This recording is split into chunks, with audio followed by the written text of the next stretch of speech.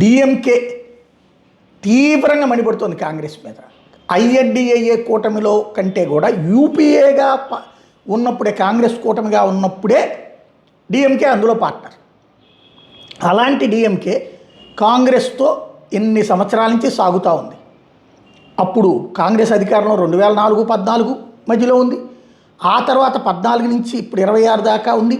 అంటే 22 సంవత్సరాల స్నేహం అనాలి. 10, 12, 22 సంవత్సరాల స్నేహం అంతకుముందు నుంచి ఉండబట్టినే కదా. అంత బంధాన్ని వదిలిపెట్టేసి ఈ రోజున కాంగ్రెస్ని ఆదుకుంటే వాళ్ళు మమ్మల్ని వెన్నుపోటు పొడిచారు. ఇది ఇప్పుడు డిఎంకే తీవ్రస్థాయిలో విరుచుకుపడుతుంది. కాంగ్రెస్తో పొత్తు వల్లే మేము భారీ మూల్యం చెల్లించాం, వాళ్ళకి 28 ఇచ్చారు, 5 గెలిచారు, 23 పోయినాయి. కాంగ్రెస్ నిజస్వరూపం దేశ ప్రజలందరికీ తెలిసింది ఇప్పుడు అంటూ డిఎంకే తీవ్రస్థాయిలో విరుచుకుపడింది.